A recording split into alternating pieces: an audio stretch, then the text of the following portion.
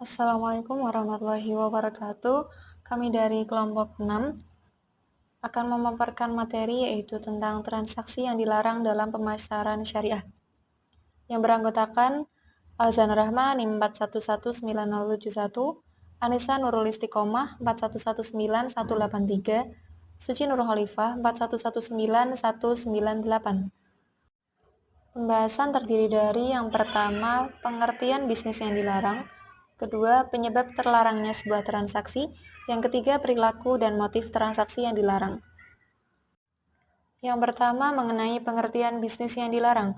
Bisnis yang dilarang adalah bisnis yang tidak memenuhi salah satu atau semua syarat yang ada di dalam bisnis yang dibenarkan. Secara umum, Islam melarang semua bentuk transaksi yang akan menimbulkan kesulitan dan masalah.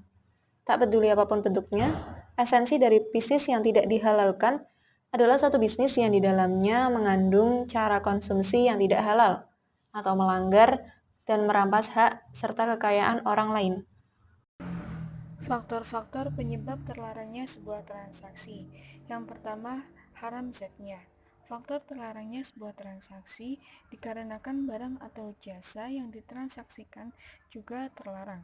Contohnya seperti minuman keras, bangkai, daging babi, dan sebagainya. Jadi, jual beli minuman keras itu hukumnya haram, meskipun akad jual belinya itu sah.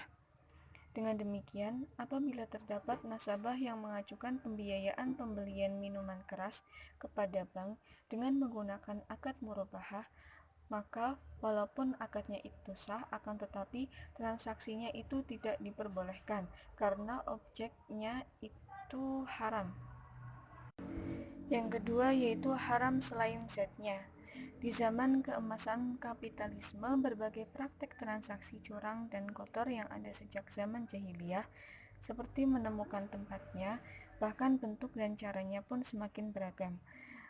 Berikut faktor-faktor haram selain zatnya yang menyebabkan haramnya sebuah transaksi. Yang pertama yaitu tadliyas atau penipuan. Faktor haram selain zatnya yang kedua yaitu horor. Horor artinya kecurangan. Jual beli horor adalah jual beli yang menyimpan bahaya, yang merugikan salah satu pihak sehingga menghilangkan harta pihak pembeli. Yang ketiga yaitu rekayasa pasar dalam suplai atau biasa disebut ihtikar.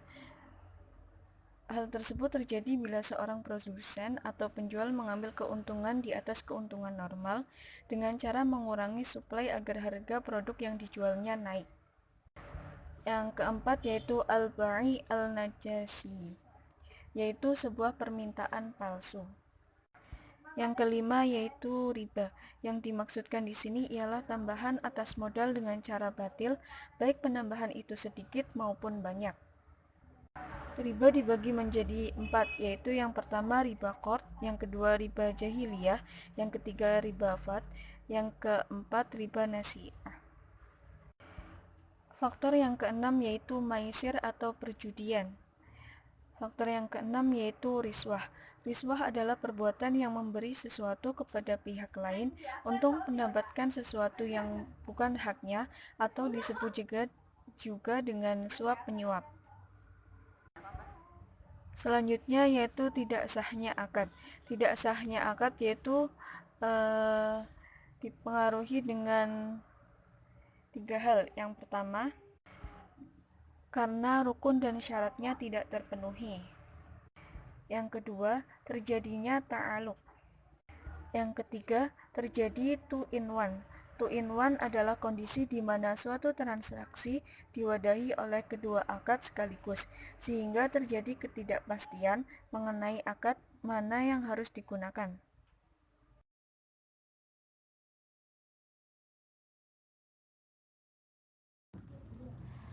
Perilaku dan motif transaksi yang dilarang. Transaksi-transaksi yang dilarang dalam Islam dalam melakukan transaksi pembelian maupun penjualan barang. Berikut penjelasan lebih lanjut mengenai transaksi-transaksi yang dilarang oleh Islam. Yang pertama, transaksi yang bersifat riba. Riba adalah tambahan yang diisyaratkan dalam transaksi bisnis, baik transaksi hutang, piutang, maupun jual beli. Riba dalam artian hutang piutang dimasukkan untuk meminta kelebihan tertentu atas utang yang dipinjamkan pada saat awal transaksi atau riba qard. atau pemberian tambahan pembayaran atas hutang yang tidak bisa dikembalikan pada waktu jatuh tempo. Yang kedua, transaksi yang bersifat maisir. Transaksi maisir adalah transaksi yang mengandung unsur perjudian, yaitu di mana para pihak yang bertransaksi tidak mempunyai informasi sama sekali mengenai peluang hasil maupun hasil outcome.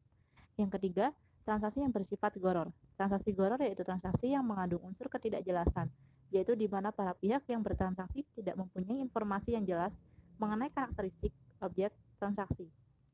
Yang keempat, transaksi yang bersifat tadris atau talaki rukban. Transaksi tadris yaitu transaksi yang mengandung unsur penipuan, yaitu di mana salah satu pihak yang bertransaksi mempunyai informasi yang berpotensi menguntungkan pihaknya dan merugikan pihak lain. Yang kelima, transaksi yang berobjek haram. Transaksi yang berobjek haram dilarang karena objek transaksi merupakan barang-barang haram yang dilarang oleh Allah Subhanahu wa taala. Walaupun proses transaksi sah, tetap saja tidak boleh dilakukan karena jelas mengundang kemudaratan yang lebih besar serta mengundang murka Allah. Yang keenam, transaksi yang bersifat ta'aluk. Transaksi ta'aluk terjadi apabila ada dua akad saling dikaitkan di mana berlakunya akad pertama tergantung pada akad keduanya, sehingga dapat mengakibatkan tidak terpenuhinya rukun akad yaitu objek akad.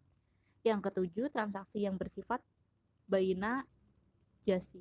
Baina jasi adalah kelompok orang yang bersepakat dan bertindak secara berpura-pura menawar barang di pasaran dengan tujuan untuk menjebak orang lain agar ikut dalam proses tawar-menawar tersebut.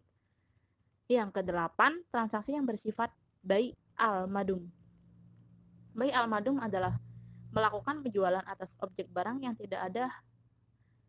Hal ini dijelaskan menimbulkan ketidakpastian karena barangnya tidak ada serta kemungkinan zalim terhadap salah satu pihak. Yang kesembilan, transaksi yang bersifat ihtikar. Ihtikar adalah sebuah situasi di mana produsen atau penjual mengambil keuntungan di atas keuntungan normal dengan cara mengurangi penawaran agar harga produk yang dijual naik. Yang kesepuluh, transaksi yang mengandung riswa.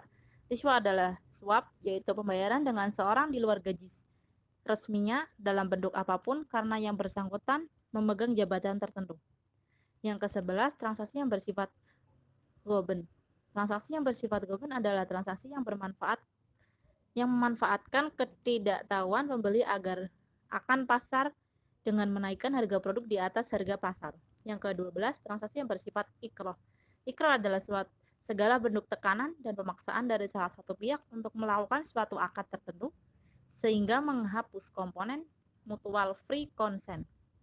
Yang ke-13, transaksi yang bersifat bai al-mudar. Bai al-mudar adalah jual beli yang pertukaran di mana salah satu dalam keadaan sangat memerlukan atau in the state of emergency sehingga sangat mungkin terjadi eksploitasi oleh pihak yang kuat sehingga terjadi transaksi yang hanya menguntungkan sebelah pihak dan merugikan pihak lainnya.